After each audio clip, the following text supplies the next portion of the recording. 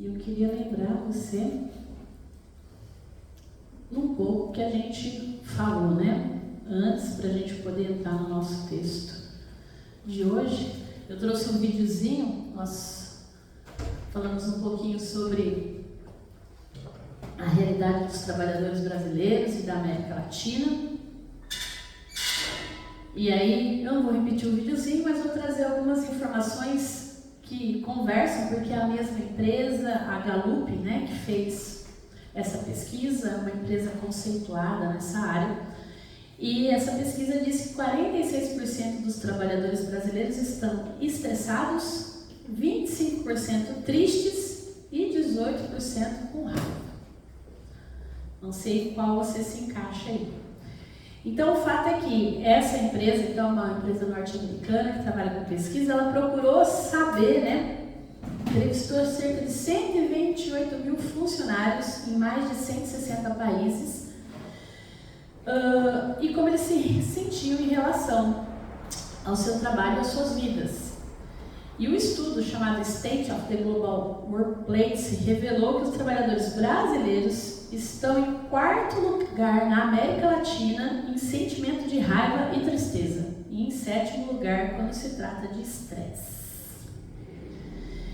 E aí eu queria pensar um pouquinho sobre isso, né? Os especialistas, essa é uma reportagem da Folha, depois você pode acessar no site, procurar, que vai estar na íntegra lá. Mas aí eles falaram, né?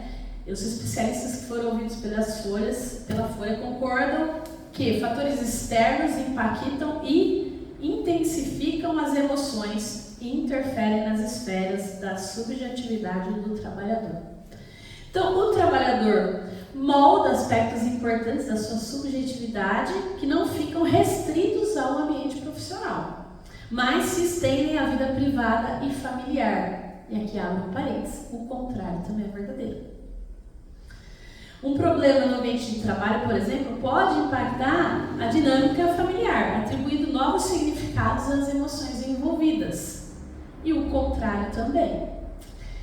E aí, o segundo ponto aí, né? Se uma emoção é negativa, tendemos a evitá-la, achando que algo está errado. Mas as emoções são apenas uma informação que indica se uma situação é confortável ou desconfortável. Elas são necessárias para impulsionar mudanças. E aí a reportagem indica aí, né, práticas como mindfulness. Que é isso, Gisele? É você tentar manter o seu pensamento apenas no presente. Não ficar pensando em coisas do passado ou coisas do futuro. É trazer a sua mente para o presente, de forma intencional. Você tentar pensar aqui e agora. Meditação, gerenciamento de atenção podem ajudar a reduzir o impacto negativo desses sentimentos no dia a dia, de acordo com Barros.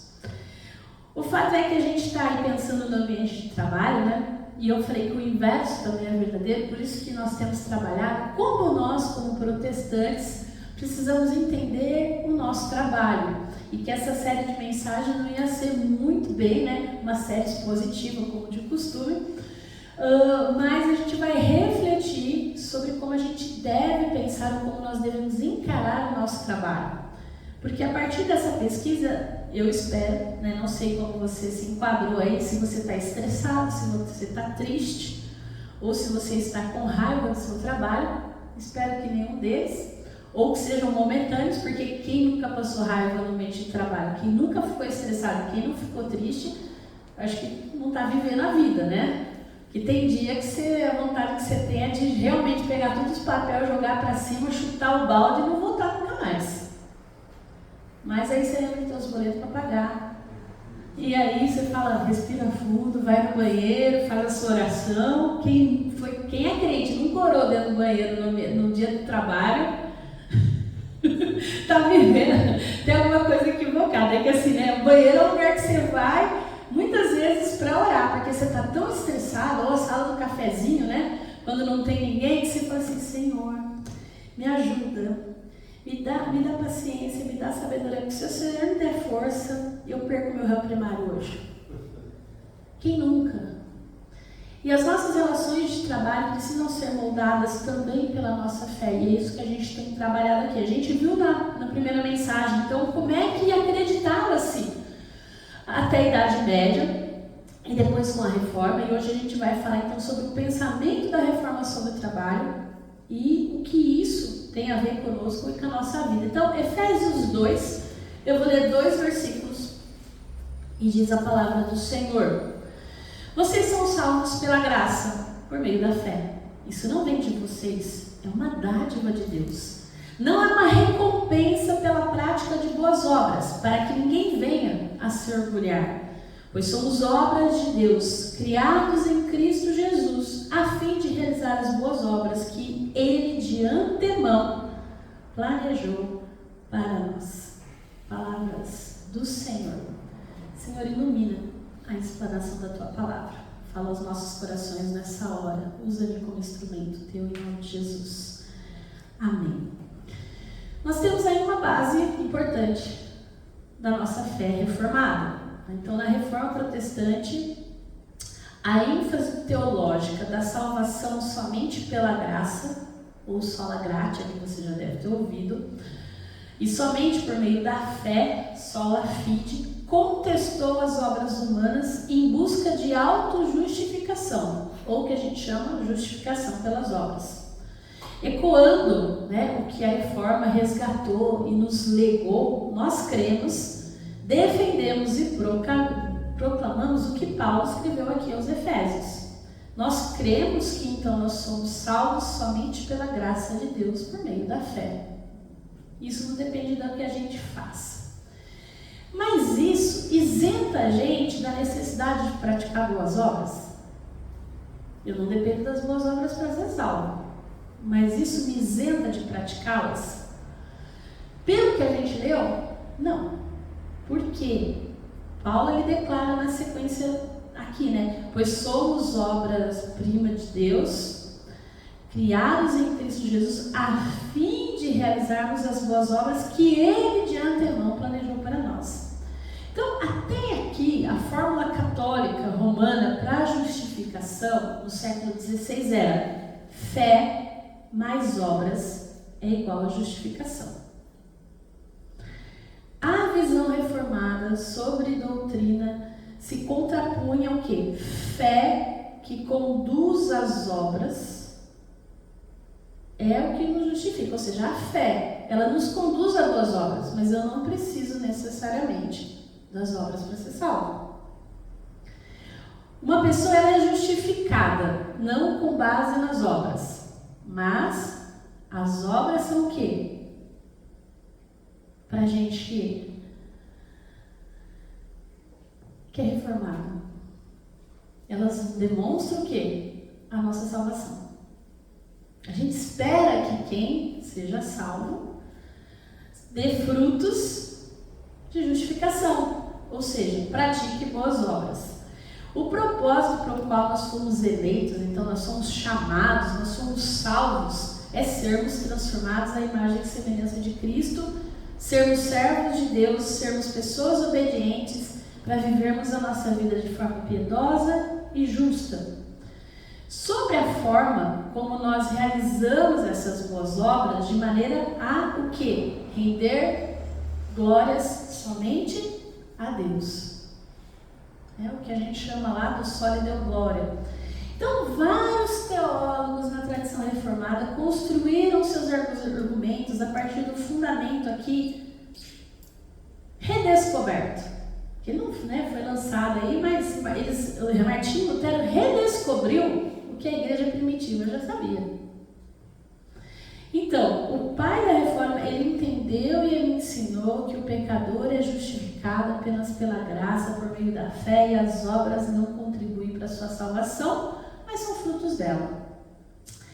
Ou seja, e aqui vamos trazer o Lutero para a conversa. Ele diz que boas obras, no entanto, ou para dar o seu nome devido, os frutos da fé, na verdade, não pertencem à remissão de pecados e a uma consciência serena, mas são frutos de um perdão já concedido e ainda presente, bem como de uma boa consciência. Então, Lutero não apenas ensinou que boas obras são frutos da fé ou da justificação, em vez de um meio para a justificação, ele afirma que a fé faz uma boa obra. E aí lembra que obra, e aí talvez você esteja falando, Gisele, parece que você mudou de assunto, né? Você estava falando de trabalho, agora está falando de obra. Obra ou trabalho nenhum poderá ser considerado bom ou ruim. Ou seja, a menos que tudo aquilo que a gente faça proceda da fé, ou seja, eu fui salvo pela fé para uma boa obra, essa obra é trabalho. E aqui, por isso que é importante a gente pensar, porque a gente pensa nas obras num contexto religioso. A gente pensa na boa obra como aquele pensamento pré-reforma. A obra é só o que eu faço para a igreja.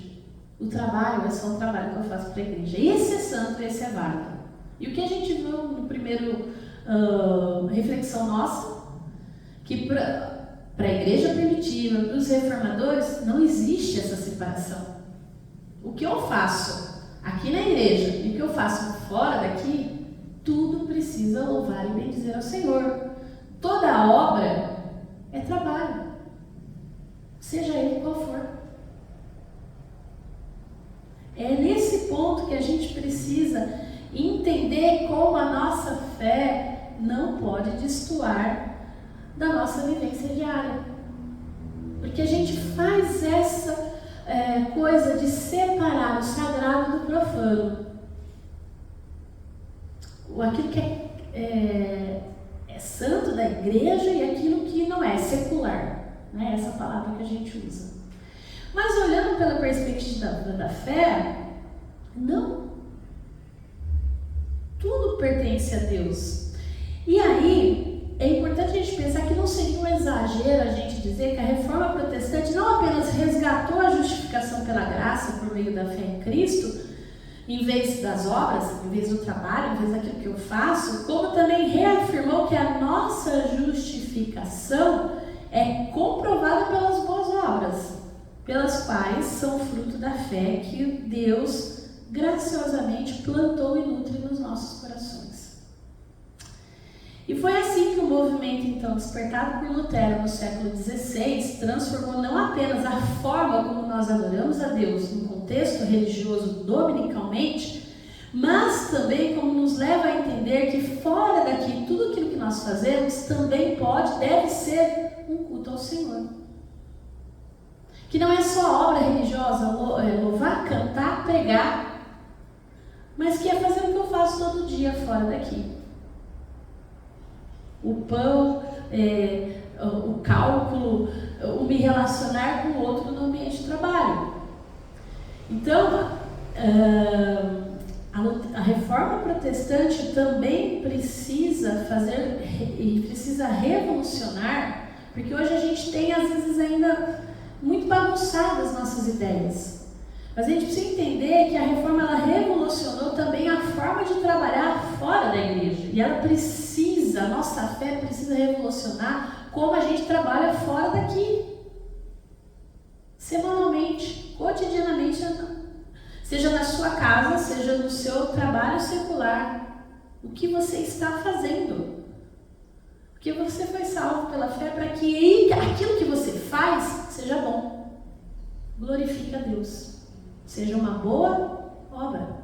É muito importante a gente parar e pensar nisso, porque Lutero, ele vai ser, e a gente vai trabalhar aqui um outro texto dele, ele vai defender que o trabalho comum também é uma forma do justo viver pela fé. Porque o entendimento de Lutero dele sobre o Evangelho, sobre esse ensino, não apenas ele abre, né, a porta do paraíso, vamos pensar assim, para aqueles pecadores que precisavam tanto de salvação e que não tinham dinheiro para pagar a indulgência, como também abriu um caminho para uma definição mais ampla de boa obra. Né? Ou seja, as ações cotidianas, meu trabalho, meu emprego, minha família, elas são tão válidas diante de Deus quanto da pastora Gisele, quanto do presbítero de Horaci. Porque as nossas funções dentro de um contexto religioso são mais valiosas do que as dos irmãos no seu ambiente familiar ou de trabalho? Não são. E aí Lutero fala o seguinte: nesta fé, né, é um livro dele, chama Tratado sobre as Boas Obras. Você pode procurar na internet, que com certeza você pode ler ele na íntegra e gratuito. Várias obras de Lutero você vai ter aí disponibilizadas na internet. Ele diz o seguinte: nessa fé, todas as obras, trabalhos, se tornam iguais, e uma é como a outra, e todas as distinções entre as obras caem por terra, sejam elas grandiosas ou pequenas, rápidas ou demoradas, muitos ou poucas, pois as obras, trabalhos, não são agradáveis por conta própria ou por si mesmo, mas por causa da fé.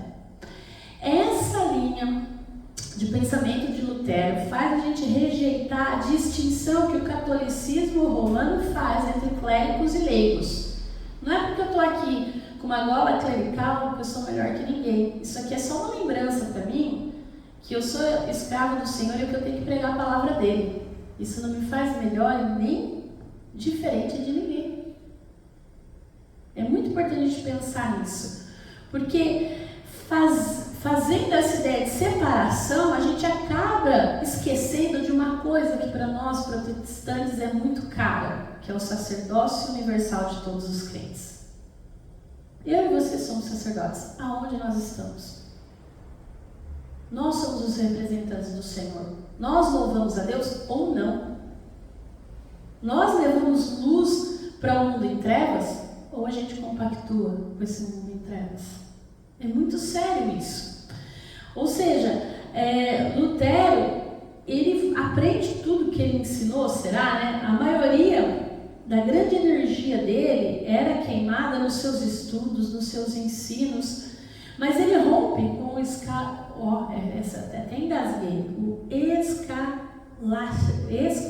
vou ter que ler, escolasticismo. Essa é difícil, da época, né? Que é aquela ideia, né, dos métodos pedagógicos tradicionais. Lutero, ele vai trabalhar duro para construir um sistema de doutrina e ética que não fique só designado para quem trabalha na igreja, mas que faça sentido para a pessoa cotidiana, que está lá trabalhando. Ele vai traduzir a Bíblia para o alemão, por quê? Para que aquela pessoa que está lá trabalhando entenda o que Deus falou na língua dela, e que ela possa ler ela mesma e pedir a iluminação do Espírito Santo para poder compreender a palavra inspirada. É para isso também, ele vai quebrar com tudo isso, né? Ele faz uma exposição do Salmo 82 e ele diz o seguinte, né, nessa exposição: a palavra de Deus santifica e torna divino tudo o que dela se aplica. Portanto, aqueles estados ou posições que são designados pela palavra de Deus são todos estados sagrados e divinos, mesmo que as pessoas que os ocupam não sejam. Assim, pai, mãe, filha, mestre, dona de casa, empregada, pregador, pastor, etc. Todas essas são posições sagradas e divinas na vida, mesmo que as pessoas nessas posições sejam patifes e malandras. Lutero, você vai ler lá, você vai começar a risar, porque ele é bem escrachado. Ele insiste que para ser santo, para se viver uma vida piedosa e consagrada diante de Deus, não é necessário ser um monge ou uma freira, um pastor, uma pastora, continuar nessas atividades religiosas. Ele vai defender, ele vai trabalhar com o trabalho comum, na vida comum, familiar, deve e pode agradar a Deus. E ele vai, nesse documento que eu falei, nesse Tratado das Boas Obras, ele vai desprezar, inclusive, esse estilo de vida, né? Da ideia de que você é mais santo se você vive aí só na devocional, tocando órgão, indo na missa, repetindo, né, os cânticos matinais. Enfim, ele vai falar sobre tudo isso. Foi um pouco que a gente falou aqui na escola dominical hoje, né, sobre a motivação de fazer aquilo que a gente faz, né? Lutero, ele não cria que esse era um viver realmente piedoso, né? Isso não era as boas obras. Ele vai defender que é viver a vida lá fora. E ele vai trabalhar muito isso, né? Então a tese dele é que com a ajuda de Deus, naquilo que você faz no seu dia a dia, você louva a Deus sendo pai, mãe, no seu círculo familiar, que você louve e bendiz o Senhor nas esferas de autoridades, na sua relação com o próximo e tudo isso. O fato é que, quando a gente escolhe um trabalho e a gente resolve fazer aquilo, muitos vão falar que existe um chamado, uma vocação. Eu sei que você vai fazer algumas coisas dentro do seu trabalho que você gosta mais. E tem coisas que a gente não gosta de fazer no nosso trabalho, mas tem que fazer. E aí a questão é, qual é a minha motivação? Eu vou voltar no tema que a gente trabalhou na escola dominical. Qual é a minha motivação? Né? A gente não deve escolher o nosso trabalho apenas por satisfação pessoal, é bem verdade. Muitas vezes o nosso trabalho nos escolhe. E eu faz tanto tempo fazendo aquilo que eu ganho uma expertise fazendo aquilo.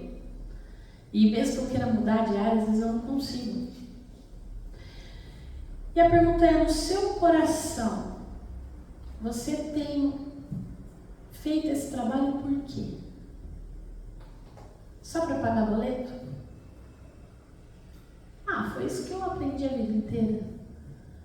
E a gente vai correr naquela narrativa. Por quê? Porque vai chegar uma hora, espero, né? Que a gente não tenha mais boleto para pagar. Vou profetizar. Pode ser que vai chegar uma hora que vai ficar vazio, porque você só está pagando boleto. Por que você faz o que você faz? Foi salvo por Deus para boas obras, para um bom trabalho.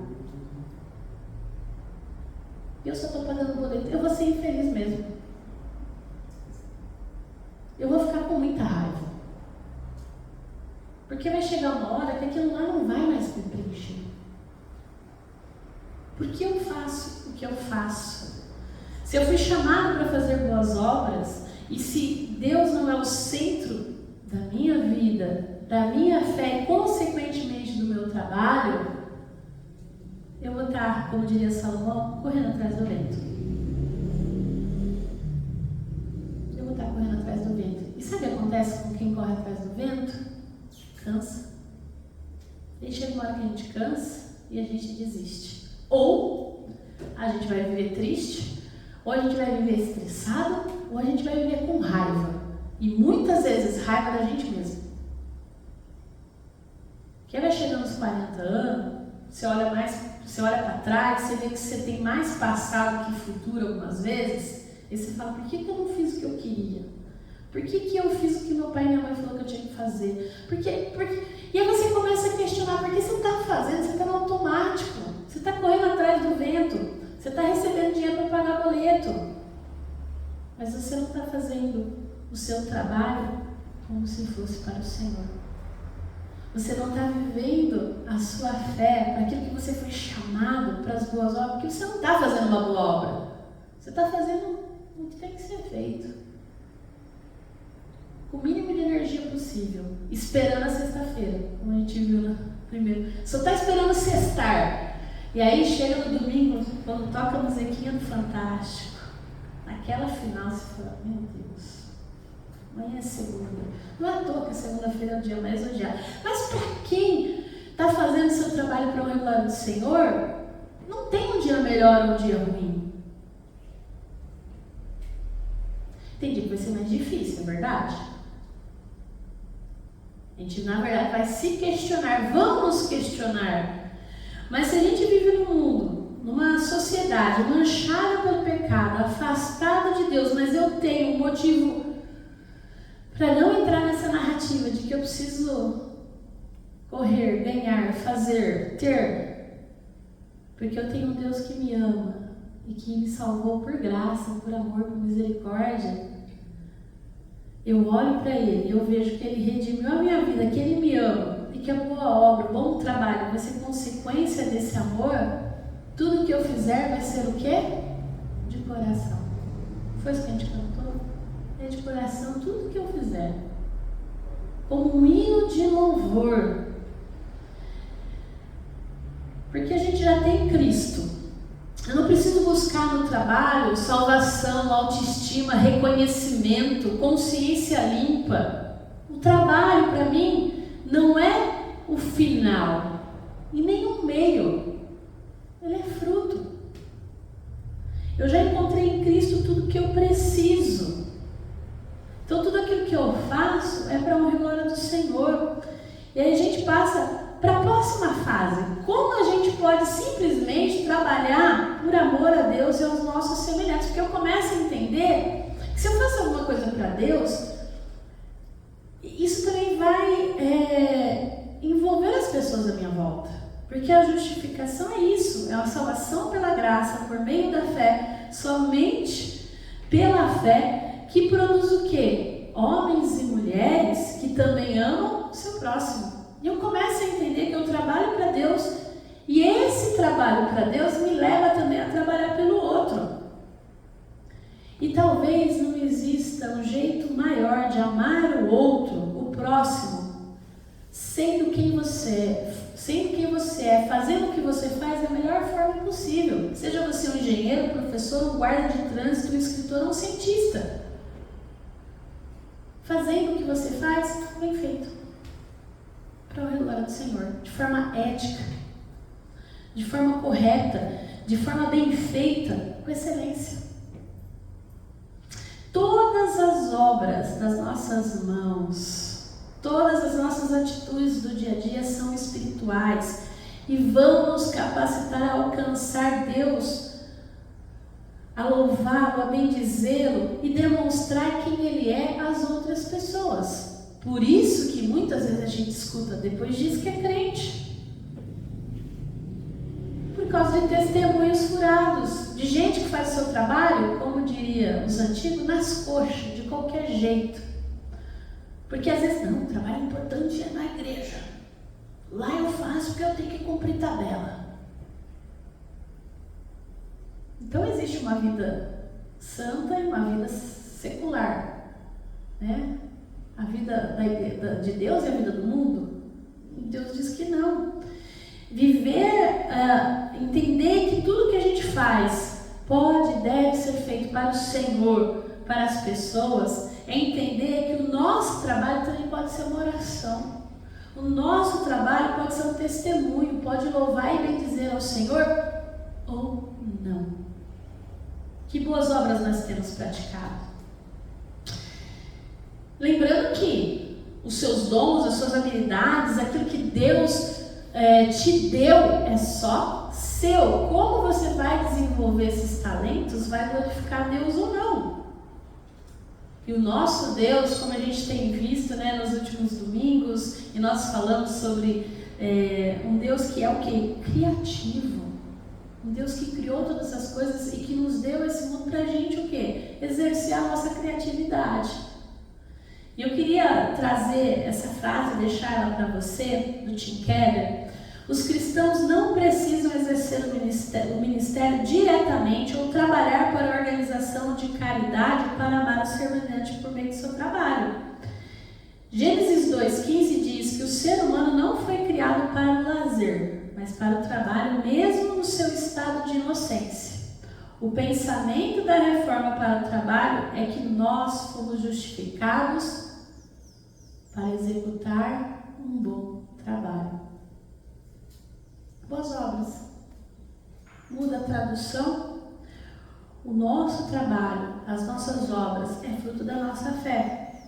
Portanto, é um meio também de testemunhar quem Deus é, de abençoar as pessoas.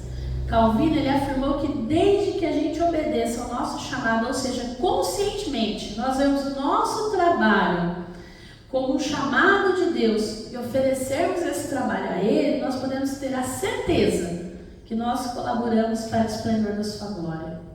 Ou seja, o nosso trabalho é a maneira pela qual Deus nos dá a oportunidade de glorificá-lo através da vocação que o próprio Deus nos deu. O que você faz? O que Deus te capacitou a fazer? Pode ser um cafezinho, pode ser passar um pano no chão, pode ser criar um objeto, pode ser supervisionar, pode ser ensinar uma criança, um adolescente, um jovem. Não interessa o que a gente faz, desde que a gente faça para a honra e glória do Senhor, muito bem feito. Porque Ele nos chamou para isso, para as boas obras, para fazer com que o nosso trabalho diário seja, acima de tudo, um ato de culto a Ele. E Ele nos equipa para realizar isso. Então, a reportagem do começo, que fala aí do, como é que é? Mindfulness, né? Da meditação, do gerenciamento de atenção, tem uma proposta melhor para a gente. Que tal a gente orar? A oração não deixa de ser um pouco de tudo isso. Você já parou para pensar? E você tem orado quando você tem chegado no seu trabalho, quando você começa seu dia, porque a gente ora para tanta coisa, mas e para trabalhar? Já parou para pensar nisso? Eu falei brincando que a gente vai no banheiro orar, mas a gente só vai no banheiro orar quando a coisa fica feia. Mas será que eu tô lá picando, né? Eu sou da época que picava cartão, gente, vocês me desculpam, né? Sim. Eu sou da época meio, deixa eu explicar, né? Já faz mais de 10 anos que eu estou meio fora do mercado de trabalho. Eu fui estudar, enfim, e agora o meu trabalho se dedica a uma menininha de 4 anos, e maternar também dá muito trabalho, tá? Mas na época, eu lembro que a gente chegava na empresa, pegava o nosso ponto e ia lá, tudo. Será que na hora que eu pico ali meu cartão, eu falo, Senhor, louvado seja o seu nome, abençoa meu dia de trabalho? Quantas vezes você já fez isso? É uma coisa pra gente pensar. Porque, você vê, até pra pessoa, hoje é colaborador, né? Tem tantas opções, tantas coisas para fazer. E a gente como crente, a gente tem a palavra do Senhor, a gente tem a oração, a gente tem tantas coisas que... Basicamente é tudo isso, só muda o nome e a gente não usa isso. Quantas vezes no nosso trabalho a gente está lá, às vezes diante de uma questão que você não sabe como resolver, e às vezes a gente só precisa, Senhor, me dá uma luz. Lembro quando tinha coisa muito difícil para resolver, eu trabalhava com pessoas, né? Meu trabalho era na parte da RH. E às vezes eu não sabia o que fazer, eu falava assim, antes de dormir, eu falava, Senhor, dá uma direção, eu vou descansar. Eu ia dormir. Eu lembro que a Bíblia fala assim, Deus dá aos seus amados enquanto dormem. Geralmente no outro dia a solução vinha. Eu não sabia como nem porquê. Mas eu depositava a minha confiança no Senhor. Eu fiz, e quando eu não depositava, dava ruim. A coisa não fluía. Sabe? Porque trabalhar com pessoas, você sabe que deve ser muito fácil, né? As pessoas são tranquilas, são amigáveis, só que não, né? É muito difícil.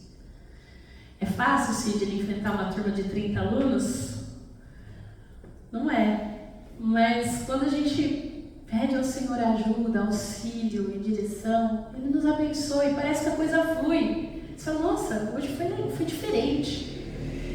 Então o convite meu para você é orar. E eu queria terminar a nossa reflexão com uma oração de Calvino. Não sei se vai dar para enxergar, mas eu queria que você abaixasse a sua cabeça e a gente vai orar ela. É uma oração dele, que ele escreve, Oração para antes do trabalho, de 1562. Depois eu compartilho no grupo.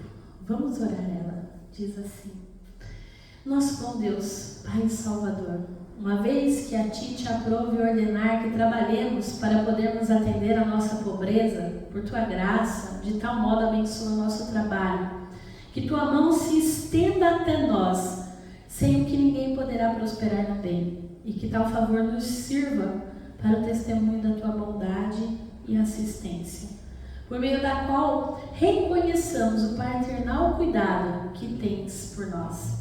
Ademais, Senhor, que Te apraz assistir-nos em Teu Santo Espírito, para que possamos exercer fielmente nosso dever e vocação, sem qualquer dolo nem engano.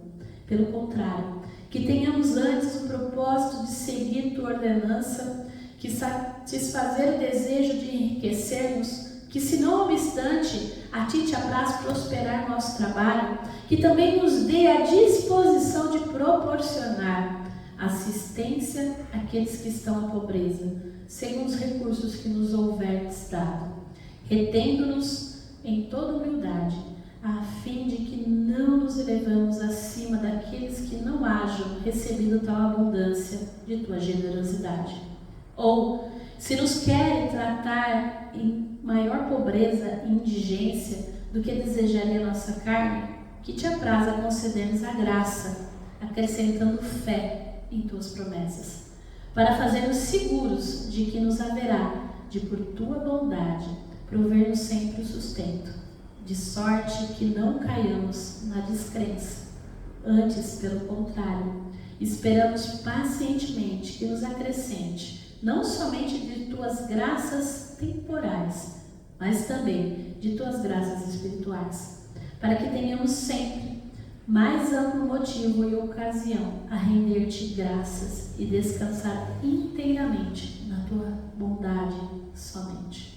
Ouve-nos, Pai de misericórdia, por Jesus Cristo, teu Filho, nosso Senhor.